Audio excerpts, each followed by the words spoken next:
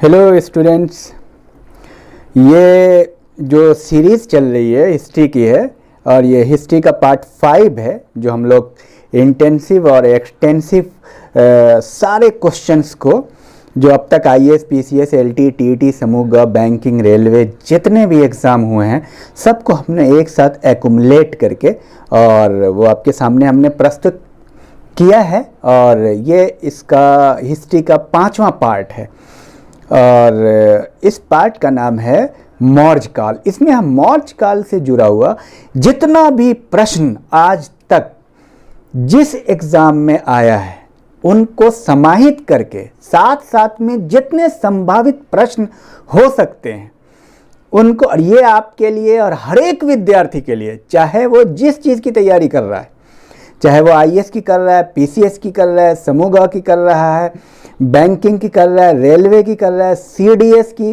NDA की और army, police, सारे एग्ज़ाम में बीएड, एलटी, टीईटी सब में ये फ़ायदा होने वाला है उन विद्यार्थियों को। तो इसको आप मिस बिल्कुल ना करें, इसकी प्रैक्टिस ज़रूर करके आप एग्ज़ाम में जाएंगे। बिना इसके प्रैक्टिस के, क्योंकि ये हमारी सालों भर की मेहनत है और उसको मैंने एक साथ संचय करके सारे क्वेश्चंस को वो आपके सामने हम प्रस्तुत कर रहे हैं।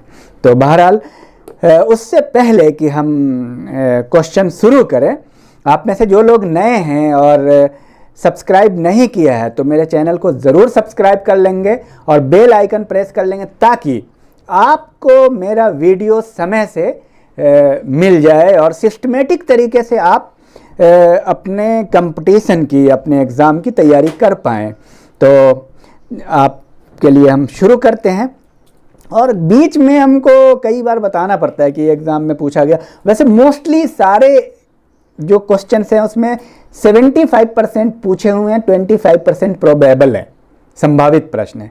मैं आपको ये बताऊं, जो 250-300 प्रश्न होंगे, लेकिन बीच में कुछ में बताना पड़ता है कि ये क्वेश्चन आईएएस में आया है, ये क्वेश्चन एसएससी में आया है, ये एनडीए में आया, सीडीएस में आया, क्योंकि ये बोलने की ज़रूरत तो नहीं है, लेकिन कई बार विद्यार्थी समझ नहीं पाते। वो समझते हैं कि बस शुरू वाला वो भूल जाते हैं कि ये सारे संभावित प्रश्न हैं और इन पर आप ज़रूर ध्यान दीजिए। तो चलिए हम शुरू करते हैं कि मौर्य काल, ये चैप्टर का नाम है मौर्य काल। पीछे हमने सारे 4 चैप्टर कर लिया था और मौर्य काल में सारे प्रश्नों को देखेंगे। तो मौर्य काल जो है, थोड़ा परिचय देख ले, 322 ईस्वी पूर्व से 185 ईस्वी पूर्व तक के काल को मौर्य काल कहते हैं। तो मौर्य काल से हम क्वेश्चन उठाते हैं कि अशोक ने अपने सभी अभिलेखों में एकरूपता से किस प्राकृत का प्रयोग किया, यानी प्राकृत के किस भाषा का प्रयोग किया? तो उन्होंने मागधी का प्रयोग किया था और हम बता दिए एसएससी का आया हुआ प्रश्न है। तो मागधी का एकरूपता से, यूनिफॉर्मिटी से उन्होंने प्रयोग किया था अशोक ने। और अशोक की वो पत्नी कौन थी जिसने उनको प्रभावित किया था? ये क्वेश्चन भी एसएससी में आया। कारुवाकी, कारुवाकी नाम है। और निम्नलिखित में से वो व्यक्ति कौन है जिसका नाम देवान प्रियदर्शी, यानी देवनाम प्रियदर्शी था? क्लियर है? मौर्य सम्राट अशोक। आपको बता दें ये कहाँ पूछा गया है। उत्तराखंड पीसीएस 2011 में पूछा गया है, एसएससी 2003 में पूछा गया है और ये मैंने देखा है अपने 10 साल के अनुभव से लगभग सैकड़ों एग्जाम में पूछा हुआ है। नेक्स्ट, कलिंग विजय के उपरांत अशोक महान ने किस धर्म को अंगीकार कर लिया? बौद्ध धर्म। तो कलिंग विजय के बाद अशोक ने बौद्ध धर्म अपनाया। आप जानते हैं जब कलिंग विजय हुआ था, कलिंग में जब अशोक ने कलिंग की लड़ाई लड़ी थी तो 1 लाख लोगों को कत्ल किया था और 2 लाख जख्मी भी हो गए थे। तो वो उसके बाद उनका मन बदल गया और बौद्ध धर्म को स्वीकार कर लिए। तो वो था बौद्ध धर्म। अशोक पहले हिंदू धर्म में था। और प्राचीनतम राजवंश निम्नलिखित में से कौन है, ये सवाल है। और ये सारे सवाल पूछे गए हैं, अब बार बार बताने की ज़रूरत नहीं है। प्राचीनतम राजवंश कौन सा है? और क्वेश्चन आप देखिए, मौर्य, गुप्त, कुषाण, कण्व। तो इसका सही उत्तर है मौर्य, क्योंकि मौर्य के बाद आता है शुंग, उसके बाद कण्व। आपको मैं थोड़ा क्रम बताता हूं। हड़यक, शिशुनाग, नंद, मौर्य, शुंग, कण्व। और बाकी उसके बाद आता है गुप्त वगैरह, कुषाण। हड़यक, शिशुनाग, नंद, मौर्य। नंद के बाद आया मौर्य, घनानंद के बाद चंद्रगुप्त मौर्य अंतिम बादशाह था, सिकंदर के समानांतर। नंद के बाद गुप्त, नंद के बाद मौर्य, उसके बाद शुंग, कण्व।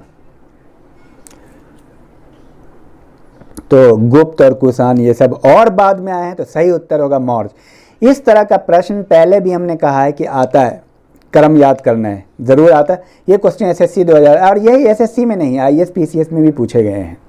तो बहरहाल, चंद्रगुप्त के शासन विस्तार में किसने मुख्य रूप से मदद की? चाणक्य। सही उत्तर है चाणक्य। सांची किस कला और मूर्ति कला का निरूपण करता है? बौद्ध। आया हुआ क्वेश्चन है, बौद्ध मूर्ति कला का। कौटिल्य ऑब्लिक चाणक्य किसका प्रधानमंत्री था? इसका देखिए ऑप्शन है चंद्रगुप्त द्वितीय, चंद्रगुप्त मौर्य, अशोक, अजातशत्रु। तो कौटिल्य किसका था? चंद्रगुप्त मौर्य का। कहाँ आया है बता दें? यूपी पीसीएस 2002 में आया है, आरआरबी मुंबई में आया है, सीसी और कमांडेंट के एग्ज़ाम में 2005 में आया, और डिफरेंट पीसीएस एग्ज़ाम में ये कंटिन्यू आते हैं। ग्रुप सी में आया है ये एग्ज़ाम में। तो बहरहाल, और बिंदुसार ने विद्रोहियों को कुचलने के लिए अशोक को कहाँ भेजा था? ऑप्शन देता हूं, स्वर्णगिरी, तक्षशिला, उज्जैन, वैशाली। सही उत्तर है तक्षशिला। अशोक को तक्षशिला भेजा था उसके पिता बिंदुसार ने। वो शासक कौन था जिसने राज सिंहासन पर बैठने के लिए अपने बड़े भाई सुसीम की हत्या की थी? सुसीम की हत्या करने के बाद वो शासक बना अशोक। इसमें ऑप्शन की जरूरत नहीं है। और ये सब पूछे हुए प्रश्न हैं। अब हम बताएंगे नहीं कि कहाँ कहाँ पूछा है, क्योंकि इसमें समय बहुत ज़्यादा लगता है। हाँ, मोटिवेशन के लिए बीच में एक आध बोल दिया जाएगा। चलिए, चाणक्य का अन्य नाम क्या था? ऑप्शन देता हूं, भट्ट स्वामी, विष्णुगुप्त, राजशेखर, विशाखादत्त। विष्णुगुप्त। नेक्स्ट क्वेश्चन है, किसकी तुलना मैकियावेलीज के प्रिंस से की जाती है? ऑप्शन, कालिदास का मालविकाग्निमित्रम, कौटिल्य का अर्थशास्त्र, वात्स्यायन का कामसूत्र, तिरुवल्लुवर का तिरुकुरल। कौटिल्य का अर्थशास्त्र को मैकियावेली के प्रिंस से तुलना की जाती है। और नेक्स्ट,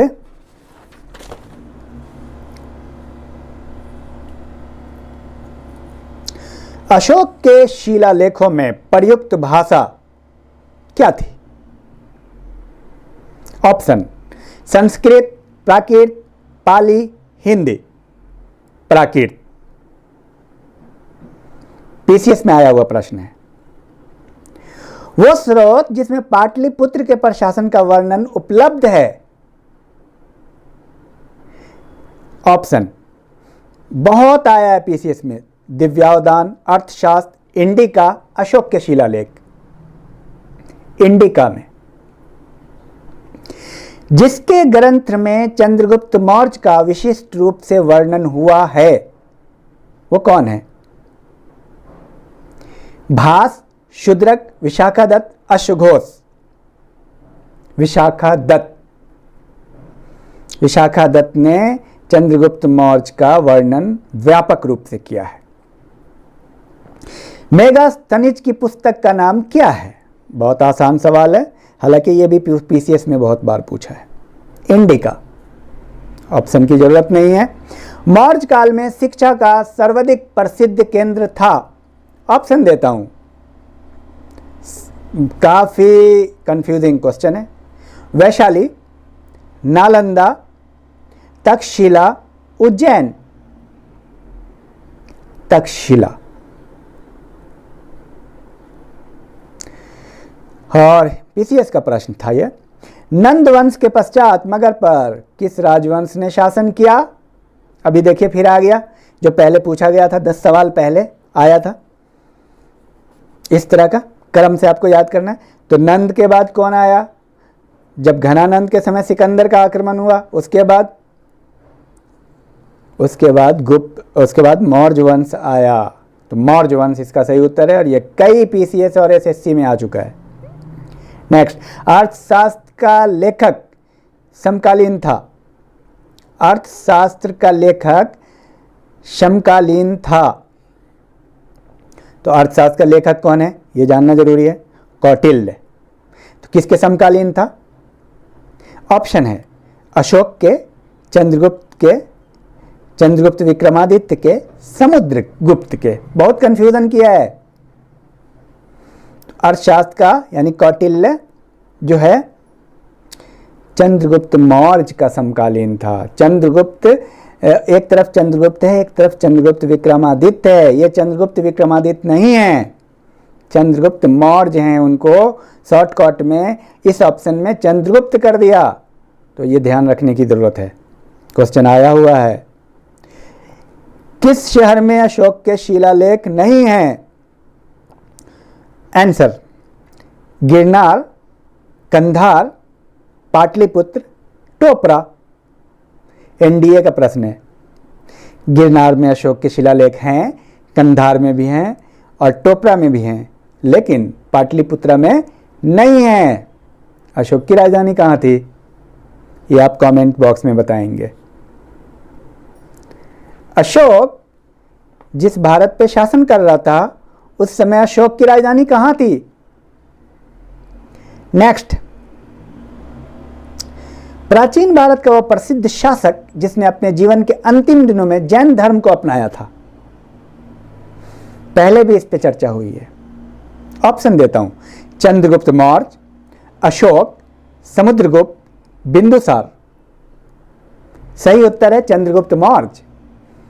काफी पीसीएस और रेलवे बैंकिंग में आ चुका है ये। नेक्स्ट, निम्नलिखित में से कौन मौर्य वंश का शासक नहीं है? ऑप्शन, अजातशत्रु, चंद्रगुप्त मौर्य, अशोक, बिंदुसार। बहुत आसान क्वेश्चन है, अजातशत्रु। तो आप हमें कमेंट बॉक्स में बताएंगे अजातशत्रु किस वंश का शासक है, और जरूर बताएंगे, मजाक में नहीं बोल रहा हूं। तो अब पता चलेगा कि आप सही में कितने एक्टिव हैं। और बहरहाल, मौर्य साम्राज्य की स्थापना किसने की, यह प्रश्न आ चुका है। बहुत आसान है, बिंदुसार, चंद्रगुप्त मौर्य, अशोक, बिंबिसार। कौन है भाई? चंद्रगुप्त मौर्य। किसकी सहायता से? कौटिल्य के यानी विष्णुगुप्त के। नेक्स्ट, मौर्य साम्राज्य में प्रचलित मुद्रा का नाम क्या था? ऑप्शन देता हूं, पन, तोल, काकनी, दिनार। काफी कंफ्यूजिंग क्वेश्चन है। मौर्य काल, मौर्य साम्राज्य में प्रचलित मुद्रा का, एक है प्रचलित पॉपुलर मुद्रा कौन थी? पर्ण, तोल, काकनी, दिनार। इसका सही उत्तर है पर्ण, पर्ण, पर्ण। नेक्स्ट,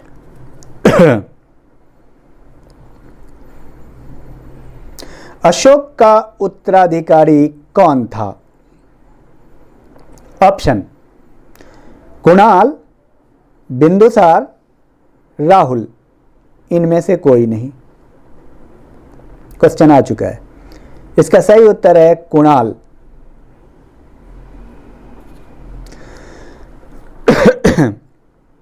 नेक्स्ट, मुद्रा राक्षस का लेखक कौन है? ऑप्शन की जरूरत नहीं है। विशाखा दत्त,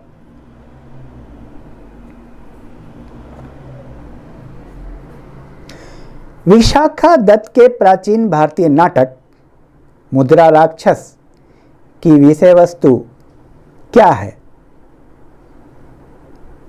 आंसर, चंद्रगुप्त मौर्य के समय में राज दरबार की दूरभिसंधियों के बारे में, यानी चंद्रगुप्त मौर्य के बारे में सबसे विशद विश्लेषण विशाखा दत्त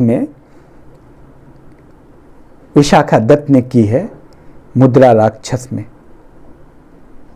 समझ गए? नेक्स्ट, मालवा, गुजरात और महाराष्ट्र किस शासक ने पहली बार जीते? और इसमें ऑप्शन है हर्ष, स्कंदगुप्त, विक्रमादित्य, चंद्रगुप्त मौर्य। सही उत्तर है चंद्रगुप्त मौर्य। नेक्स्ट क्वेश्चन, किसने सहिष्णुता, उदारता और करुणा के त्रिविध आधार पर राजवंश की स्थापना की? सहिष्णुता, उदारता और करुणा के आधार पर शासन किया। इसका सही उत्तर option, Ashoka, Akbar, Ranjit Singh, Shivaji. Ashoka. Next question है, पाटलिपुत्र में स्थित चंद्रगुप्त का महल मुख्यतः बना था, यानी किन चीज का बना है? एनसीईआरटी से प्रश्न है ये सब। ए ईंटों का, बी पत्थर का, सी लकड़ी का और डी मिट्टी का। सही उत्तर है लकड़ी का। पाटलिपुत्र में चंद्रगुप्त मौर्य का महल मिला है वो लकड़ी का है। पाटलिपुत्र को किस शासक ने सर्वप्रथम अपनी राजधानी बनाई? ऑप्शन, पीछे भी इस तरह का क्वेश्चन हुआ था। आप जानते हैं प्राचीन भारत में उडियन भी था, लेकिन यहाँ पे उडियन गायब है ऑप्शन में, तो उसके हिसाब से आप देखेंगे। चंद्रगुप्त मौर्य, अशोक महान, चंद्रगुप्त विक्रमादित्य, कनिष्क। सही उत्तर है चंद्रगुप्त मौर्य। ये सब पीसीएस के सवाल हैं। नेक्स्ट, निम्न में से कौन सा क्षेत्र अशोक के साम्राज्य में सम्मिलित नहीं था? अफगानिस्तान, बिहार, श्रीलंका, कलिंग। श्रीलंका नहीं था। अशोक का साम्राज्य अफगानिस्तान तक था और कलिंग तक था, लेकिन श्रीलंका नहीं था। पीसीएस का सवाल है श्रीलंका। किस मौर्य राजा ने दक्कन की विजय प्राप्त की थी? दक्कन की विजय प्राप्त, और ऑप्शन देखिए, अशोक, चंद्रगुप्त, बिंदुसार, कुणाल। सही उत्तर है चंद्रगुप्त। पीसीएस का प्रश्न है। मेगास्थनीज ने भारतीय समाज को कितनी श्रेणियों में विभाजित किया? ऑप्शन देता हूं, बहुत इंटरेस्टिंग सवाल है। आईएएस पीसीएस हर जगह ये प्रश्न आते हैं। मेगास्थनीज ने भारतीय समाज को कितनी श्रेणियों में विभाजित किया? ए 4, 5, 6, 7। सही उत्तर है 7। ये क्वेश्चन हर जगह पूछता है। मेगास्थनीज ने भारतीय समाज का विश्लेषण किया और 7 वर्गों में विभाजित किया। उस समय लोग 7 हिस्सों में, 7 वर्गों में विभाजित थे। किस अभिलेख से यह साबित होता है कि चंद्रगुप्त का प्रभाव पश्चिम भारत तक फैला हुआ था? ऑप्शन, कलिंग अभिलेख, अशोक का गिरनार अभिलेख, अशोक का सोपारा अभिलेख, रुद्रदमन का जूनागढ़ अभिलेख। सही उत्तर है रुद्रदमन का जूनागढ़ अभिलेख से यह साबित होता है कि चंद्रगुप्त का प्रभाव पश्चिम भारत तक फैला हुआ था। केवल वो स्तंभ जिसमें अशोक ने स्वयं को मगध का सम्राट बताया। ऑप्शन मास्की, रुम्मिनदेई स्तंभ, क्वीन स्तंभ, भाबरू। सही उत्तर है भाबरू स्तंभ, जिसमें अशोक ने स्वयं को मगध का सम्राट बताया। ये सारे पीसीएस में आए प्रश्न हैं। कौटिल्य के अर्थशास्त्र में किस पहलू पर प्रकाश डाला गया है? बहुत महत्वपूर्ण प्रश्न है। कौटिल्य के अर्थशास्त्र में किस पहलू पर प्रकाश डाला गया है? ऑप्शन, क्योंकि पीसीएस का प्रश्न है, आर्थिक जीवन, राजनीतिक नीतियां, धार्मिक जीवन, सामाजिक जीवन। सही उत्तर राजनीतिक नीतियां। प्रथम भारतीय साम्राज्य स्थापित किया गया। प्रथम भारतीय साम्राज्य स्थापित किया गया। ऑप्शन हर्ष द्वारा, कनिष्क द्वारा, समुद्रगुप्त द्वारा, चंद्रगुप्त मौर्य द्वारा। उत्तर सही है चंद्रगुप्त मौर्य द्वारा। यूपीपीसीएस 2002 का प्रश्न है। उत्तरांचल में अशोक का एक शिलालेख स्थित है। कहां? ऋषिकेश में, देवप्रयाग में, कालसी में, केदारनाथ में। आप समझ गए होंगे, बताना पड़ेगा। कालसी पूछा हुआ प्रश्न है, उत्तराखंड पीसीएस 2005 का, और हमने इसको हल किया था। उत्तराखंड पीसीएस 2005 का ये प्रश्न है। सांची का स्तूप किसने बनाया? चंद्रगुप्त मौर्य ने, चंद्रगुप्त विक्रमादित्य ने, गौतम बुद्ध ने, अशोक ने। सही उत्तर अशोक। ये भी पीसीएस का प्रश्न है। बराबर गया जिला में है, बराबर की गुफाओं का उपयोग किसने आश्रय गृह के रूप में किया? ऑप्शन तांत्रिकों ने, जैनों ने, थारुओं ने, आजीविकों ने। सही उत्तर है आजीविकों ने, आजीविकों। और सुमेलित करना है, ये क्वेश्चन यूपीपीसीएस का है कि इन लोगों का दूसरा नाम क्या क्या है, उनके नामों से सुमेलित करना। चंद्रगुप्त मौर्य को सेंड्रोकोटस कहा विदेशी विज्ञान में, सेंड्रोकोटस। बिंदुसार को अमित्रघात, अशोक को प्रियदर्शी, चाणक्य को विष्णु गुप्त। ये महत्वपूर्ण था। अशोक के शिलालेख को पढ़ने वाला प्रथम अंग्रेज कौन था? Option John tower, James Prinsep, Charles Metcalfe, Harry Smith. सही उत्तर जेम्स प्रिंसेप। सारे पीसीएस में पूछा हुआ प्रश्न है, बताने आईएएस में भी, पीसीएस में भी, ऑल करीब करीब। और नेक्स्ट, अशोक के व्यक्तिगत नाम, इनमें से अशोक के व्यक्तिगत नाम, अशोक का उल्लेख किस में मिलता है? ए कालसी, रुम्मिनदेई, कलिंग, मास्की। सही उत्तर है मास्की। अशोक के जो शिलालेख रॉक एडिक्ट्स संगम राज्य के बारे में हमें बताते हैं, उनमें शामिल है संगम राज्य, दक्षिण भारत में, तमिलनाडु के पास, तमिलनाडु का हिस्सा ही है। अशोक के जो शिलालेख संगम राज्य के बारे में हमें बताते हैं वो कौन है? ए पहला 10वां, बी पहला 11वां, दूसरा 13वां, दूसरा 14वां। यूपीएससी यानी आईएएस का सवाल है ये, 1998 में पूछा हुआ है। बताइए। तो अशोक के उन शिलालेख का नाम जिसका संगम राज्य से ताल्लुक है वो दूसरा और 13वां है। दूसरा शिलालेख और 13वां शिलालेख। चंद्रगुप्त मौर्य ने सेल्यूकस को कब पराजित किया?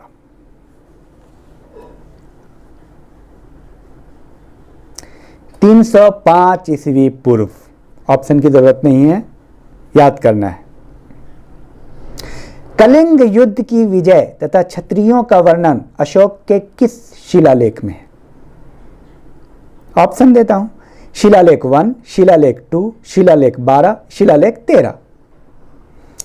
सही उत्तर है शिलालेख 13। डिफरेंट पीसीएस और डिफरेंट एग्जाम में कई बार आ चुका है। शिलालेख 13 में कलिंग युद्ध और क्षत्रियों का वर्णन किया गया है। नेक्स्ट, मौर्य नरेश के बारे में निम्न में से कौन सा कथन सही है, बताइए।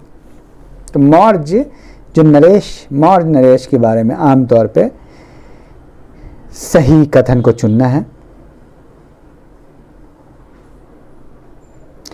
संस्कृति, कला और साहित्य का संरक्षण किया इन लोगों ने, प्रांत का विभाजन भी किया और हिंदू कुश तक इनका साम्राज्य था। यह महत्वपूर्ण है। किस ग्रंथ में चंद्रगुप्त मौर्य के लिए विरसल का मतलब निम्न कुल शब्द का प्रयोग किया गया है? ऑप्शन, ब्राह्मण साहित्य, जैन साहित्य, मुद्रा राक्षस, बौद्ध ग्रंथ। मुद्रा राक्षस सही उत्तर है। मुद्रा राक्षस में चंद्रगुप्त मौर्य को विरसल कहा गया, यानी निम्न कुल का, और ऐसा इतिहास से पता चलता है कि निम्न कुल के थे। अशोक ने 261 ईस्वी पूर्व में कलिंग को जीतने के बाद क्या किया?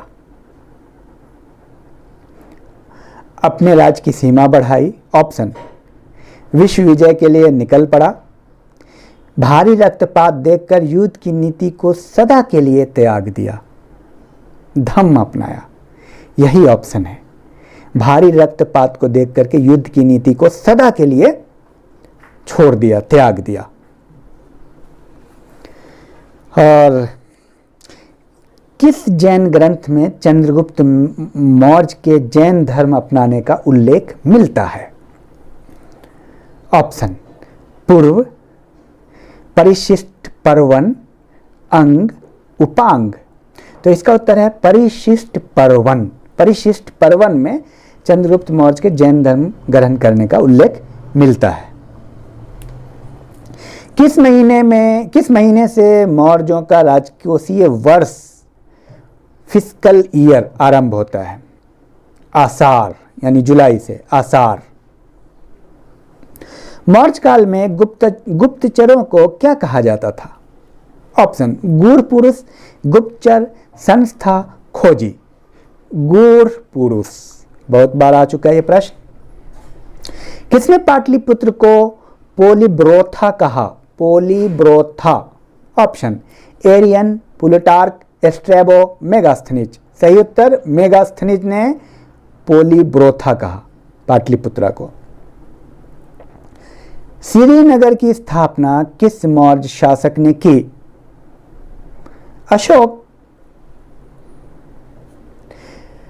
और निम्नलिखित वाक्यों में से कौन सा एक वाक्य अशोक के प्रस्तर स्तंभों के बारे में गलत है? तो सही को चुनना है।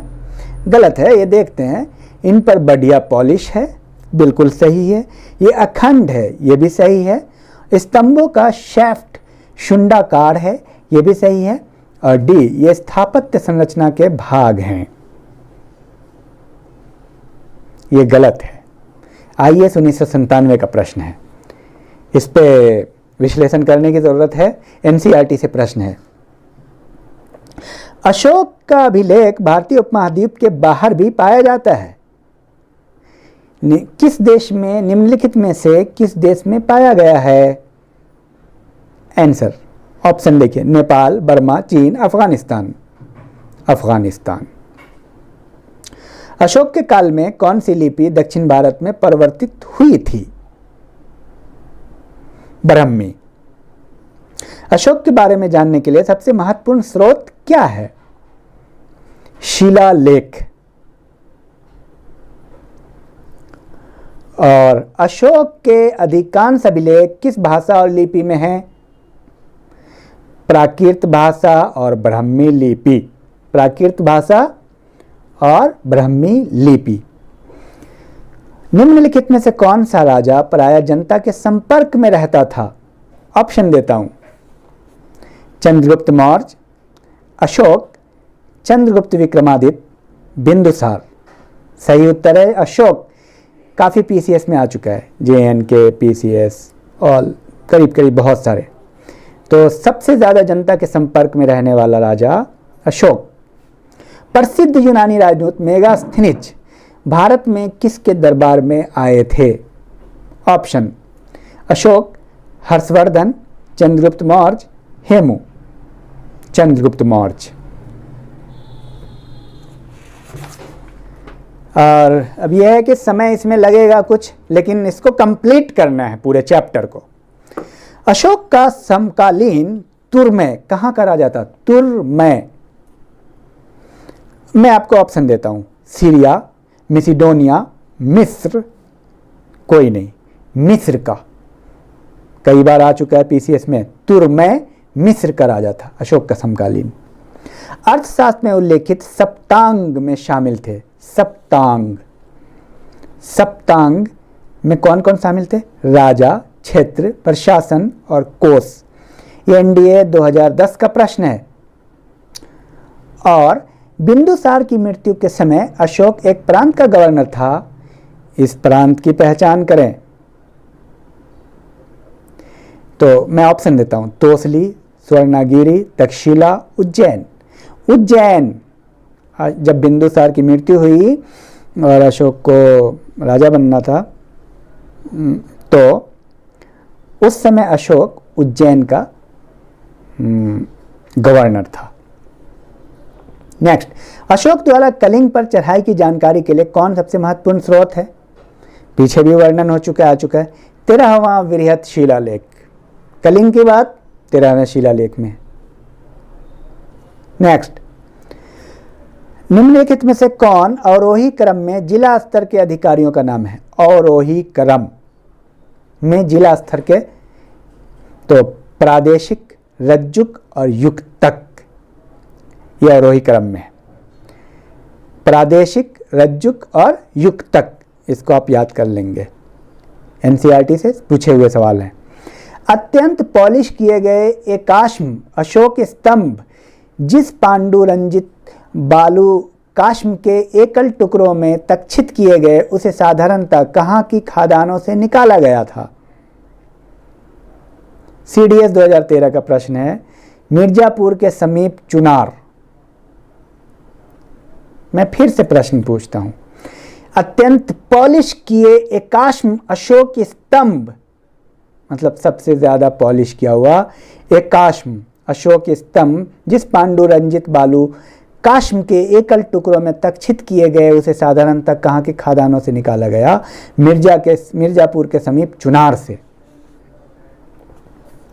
मौर्य काल में सीता से तात्पर्य? ऑप्शन, एक धार्मिक संप्रदाय, ऊसर भूमि, एक देवी, राजकीय भूमि से प्राप्त आय। सीता का मतलब राजकीय भूमि से प्राप्त आय, यही सही उत्तर है। पीसीएस में आया हुआ प्रश्न है। विष्टि क्या है? विष्टि बेगारी को कहते हैं। विष्टि का मतलब बेगारी, जैसे बेगारी नहीं खटता है आदमी, बिना काम का बेगारी। और नेक्स्ट क्वेश्चन, कहाँ से अशोक के द्विभाषाई ग्रीक और आरामाइक अभिलेख प्राप्त हुए हैं? उत्तर, शारे कुना कंधार, यही अफगानिस्तान में है, जिसकी बात हुई थी, जो दूसरी कंट्री में मिलती है, जहाँ दो भाषा मिली है, ग्रीक और आरामाइक। वो मिली है जगह शारे कुना और कंधार में है। अशोक के मानसेहरा यानी पाकिस्तान और शहबाजगरी, ये भी पाकिस्तान से प्राप्त वृहत शिलालेख में किस लिपि का प्रयोग किया गया है? पीसीएस में आया प्रश्न है। तो ख्रोष्टी लिपि का प्रयोग किया गया। पश्चिम में लगभग जितने भी शिलालेख मिले हैं उसमें ख्रोष्टी लिपि का प्रयोग किया गया। तो मानसेहरा और शहबाजगरी जो पाकिस्तान में है, उसमें अशोक के ख्रोष्टी लिपि का प्रयोग किया गया। ख्रोष्टी लिपि दाएं से बाएं लिखी जाती थी, ये भी प्रश्न आ चुका है आईएएस में। और ब्राह्मी लिपि बाएं से दाएं की तरफ लिखी जाती थी। बहुत सारी लिपियाँ थी अशोक के समय, ब्राह्मी लिपि, खरोष्टी लिपि, आरामाइक लिपि, ग्रीक, ये ध्यान में रखना है। अशोक ने श्रीलंका में बौद्ध धर्म के प्रचार हेतु किसे भेजा था? महेंद्र और संघमित्रा को। भारतीय लिखने की कला नहीं जानते, किसने कहा था? ऑप्शन देता हूं, कौटिल्य, प्लिनी, प्लूटार्क, मेगास्थनीज। सही उत्तर है मेगास्थनीज। किस मौर्य सम्राट ने एक विदेशी राजा सीरिया के एंटियोकस प्रथम से अंजीर, शराब और दार्शनिक को भारत भेजने का आग्रह किया था? बिंदुसार ने एंटियोकस प्रथम को कहा था कि अंजीर, शराब और दार्शनिक को भारत में भेजिए, बिंदुसार। और कौटिल्य द्वारा रचित अर्थशास्त्र कितने अधिकरणों में विभाजित है? कितने भागों में? अर्थशास्त्र 15, पीसीएस में आया हुआ सवाल है। कहां से प्राप्त अभिलेख से मौर्य काल में अकाल, सूखा जैसी दैवी प्रकोप के समय राज्य द्वारा राहत कार्य किए जाने का विवरण मिलता है? मौर्य काल में राहत कार्य करने का विवरण मिलता काल में कहां से प्राप्त अभिलेख से? तो आपको डायरेक्ट ऑप्शन बताता हूं, महास्थान बांग्लादेश में है और सोहगौड़ा उत्तर प्रदेश, ये 2 स्थान से मिलता है। महास्थान बांग्लादेश, सोहगौड़ा उत्तर प्रदेश के अकाल के समय राहत कार्य भी किया जाता था। मौर्य काल का सबसे अच्छा नमूना निम्न में से कौन है? स्तूप, स्तंभ, गुफा निर्माण, चैत्य। स्तंभ। नेक्स्ट क्वेश्चन, कौन सी घोषणा युद्ध और हिंसा के प्रति अशोक के आंतरिक दुख को स्पष्ट करता है? कौन सी घोषणा? गिरनार शिलालेख, मानसेहरा शिलालेख, 5वां वृहत शिलालेख, कलिंग का पृथक शिलालेख। सही उत्तर है कलिंग का शिलालेख। ये दर्शाता है कि अंदर से अशोक दुखी हो गया था। किस शिलालेख में अशोक ने घोषणा की है, सभी मनुष्य मेरे बच्चे हैं? पृथक कलिंग शिलालेख, वही कलिंग शिलालेख जहां से उनका हृदय परिवर्तन होता है। तो एक राजा के लिए या एक हुकूमत चलाने वाले के लिए जितने भी उनके शासन में होते हैं जनता, वो उनके बच्चे समान होना चाहिए, सबको एक दृष्टि से देखना चाहिए, और यही सही नीति है। नेक्स्ट, किस शिलालेख में अशोक की यह घोषणा अंकित है कि किसी भी समय, चाहे मैं खाता रहूं या रानी के साथ विश्राम करता रहूं या मैं अपने अंतशाला में रहूं, मैं जहां भी रहूं, मेरे महामात्र मुझे सार्वजनिक कार्य के लिए संपर्क कर सकते हैं? अशोक ने कहाँ कहा था? 6ठे शिलालेख में। और बहुत सारे क्वेश्चन को मैं कवर कर रहा हूं, कोई भी क्वेश्चन आपका नहीं छूटेगा किसी भी एग्जाम का, और इसको अगर आप प्रैक्टिस कर लेंगे तो मैं उम्मीद करता हूं कहीं कोई एग्जाम नहीं छूटेगा। अभी क्वेश्चन बाकी है।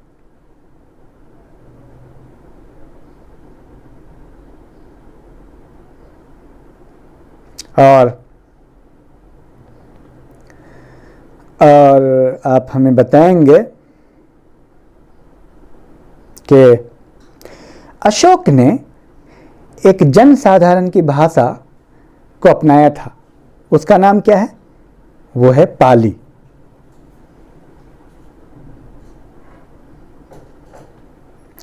अशोक ने बौद्ध धर्म अपने राज्याभिषेक के कितवें वर्ष ग्रहण किया? 8वें वर्ष से लेकर 10वें वर्ष तक।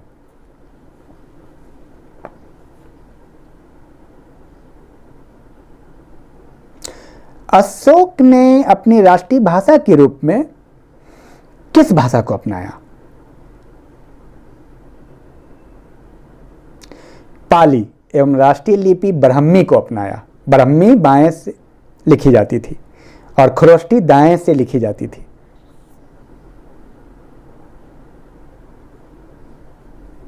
और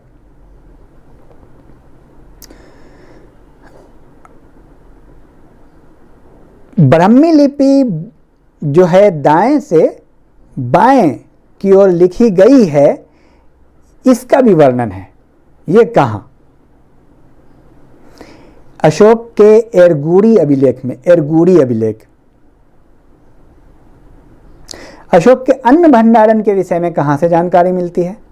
अशोक के महास्थान अभिलेख से, जो अभी हमने वर्णन किया था, वो महास्थान। अशोक के एकात्मक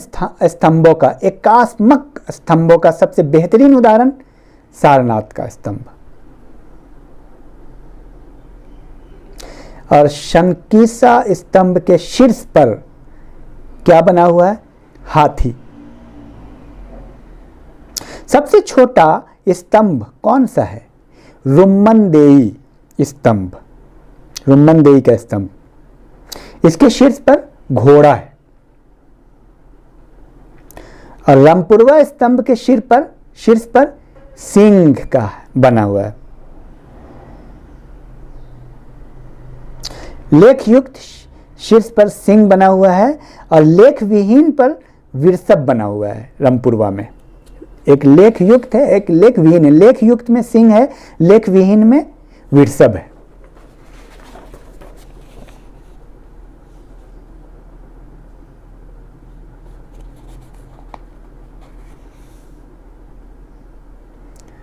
अशोक के शिलालेख को सर्वप्रथम जेम्स प्रिंसेप ने कब पढ़ा? 1937 में। मौर्य काल में सर्वाधिक वेतन और सबसे कम वेतन कितना था? सर्वाधिक वेतन 48,000 और कम वेतन 60 पन था। 48,000 पन पहले भी गुजर चुका है और सबसे कम 60 पन।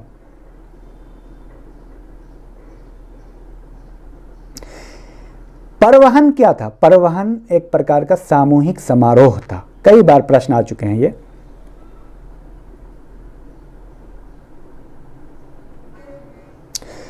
अधिकारियों की धर्म प्रचार यात्रा को क्या कहते हैं? अनुसंधान। अर्थशास्त्र में शूद्रों को क्या कहा गया है? आर्य। आर्य कहा गया है।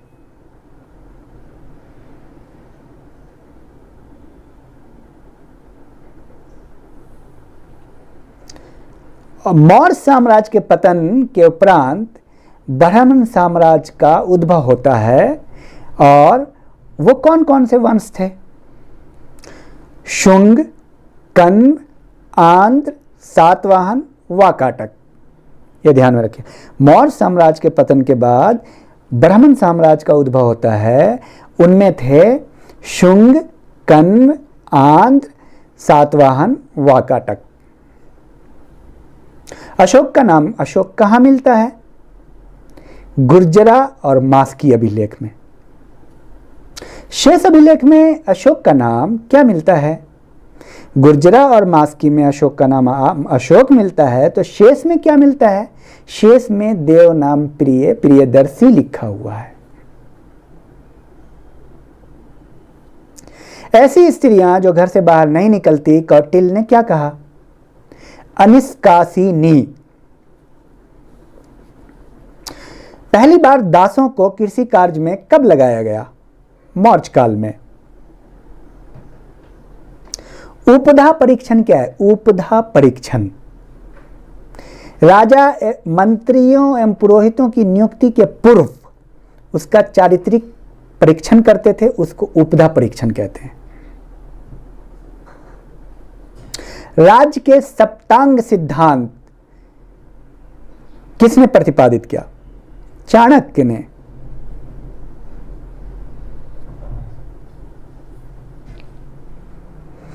भारतीय यूनानी शासक मेनांडर ने बौद्ध धर्म एवं हेलियोडोरस ने भागवत धर्म स्वीकार किया था। यह बहुत महत्वपूर्ण है।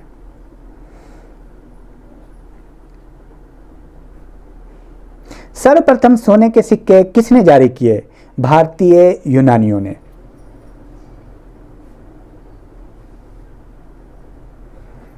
पहला ईसाई धर्म प्रचारक कौन था?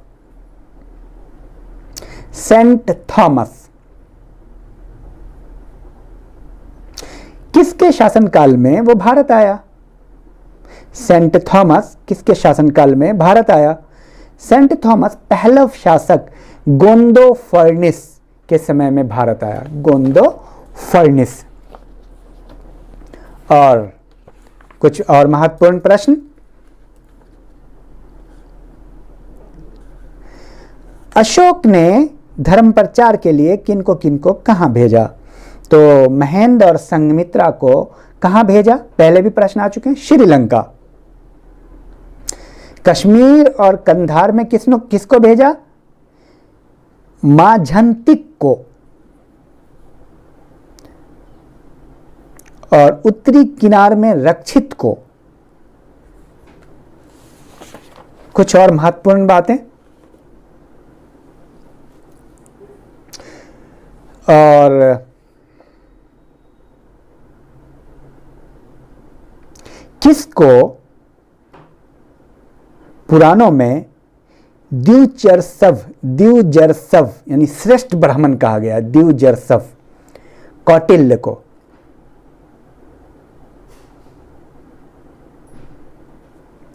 और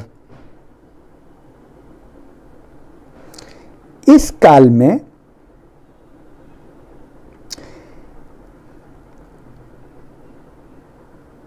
जो मौर्य साम्राज्य है, इसमें किस तरह की ईंटों का प्रयोग होता था मकान बनाने के लिए? पक्की ईंटों का।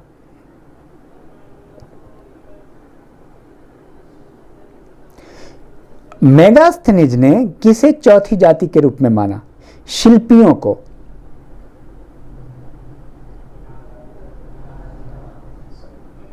चलिए कुछ और बताता हूं मैं आपको। प्रजा के सुख में राजा का सुख निहित है, प्रजा के हित में उसका हित, किसने कहा था? कौटिल्य ने।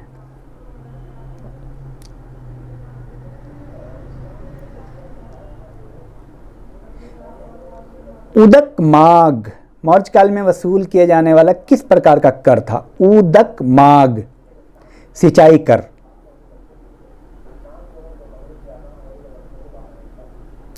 अशोक ने चक्रवत स्थानांतरण की परिपाटी कहां चलाई? तोसली, उज्जैन और तक्षशिला के अधिकारियों में। तोसली, उज्जैन और तक्षशिला के अधिकारियों में।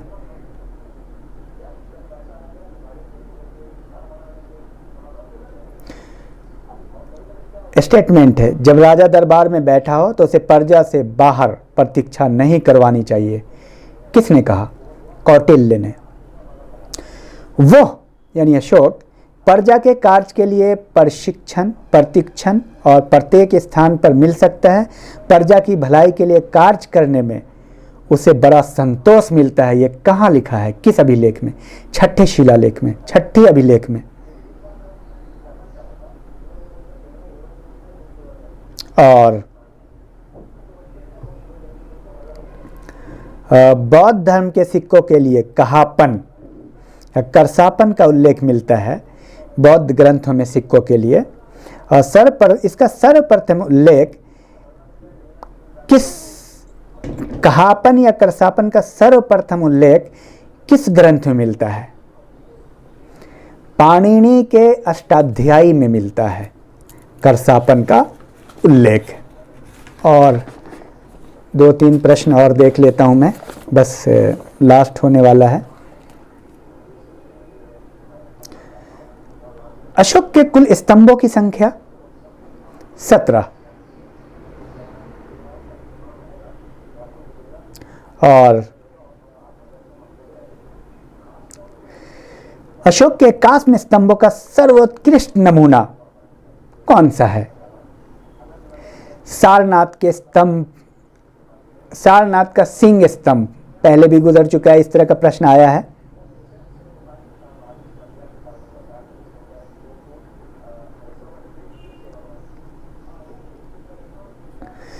चंद्रगुप्त के राजप्रसाद का विशद वर्णन किन लोगों ने किया? एरियन ने किया, सूसा और एकबतना ने किया।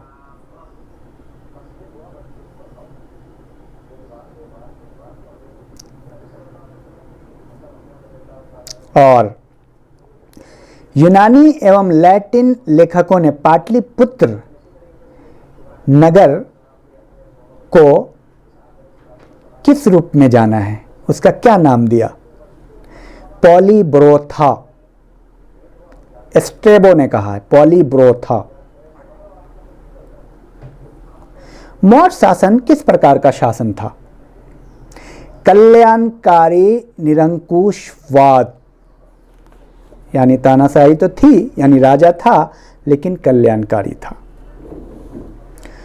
और एक दो प्रश्न और समाहित कर लेता हूं।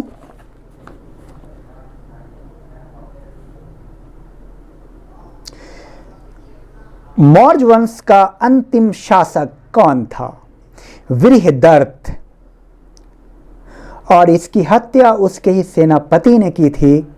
उस सेनापति का नाम क्या था? आखिरी सवाल। पुष्यमित्र शुंग। और आपको पता है मौर्य के बाद किस वंश की स्थापना होती है? शुंग वंश की। तो विद्यार्थियों, आप सब मौर्य साम्राज्य का वृहद और गहन विश्लेषण कर चुके हैं क्वेश्चन के आधार पे। बहुत व्यापक, बहुत बेहतरीन विश्लेषण है और मैं उम्मीद करता हूं कि आप लोग इससे बहुत ज़्यादा फ़ायदा पहुंचेगा आपको। और ज़्यादा से ज़्यादा लोगों को आप अपनी बात शेयर करें और लोगों को ज़्यादा से ज़्यादा लोगों को इसका फ़ायदा पहुंचनी चाहिए। और मैं उम्मीद करता हूं कि आप इससे ज़्यादा से ज़्यादा फ़ायदा आपको पहुंचेगा। और आपका अगर कोई भी प्रश्न है तो आप कमेंट बॉक्स में ज़रूर, कमेंट बॉक्स में आप लिखें। आपको मैं कैसे जानूंगा कि आप पढ़ रहे हैं? आपको हम कैसे समझेंगे कि आप तैयारी कर रहे हैं?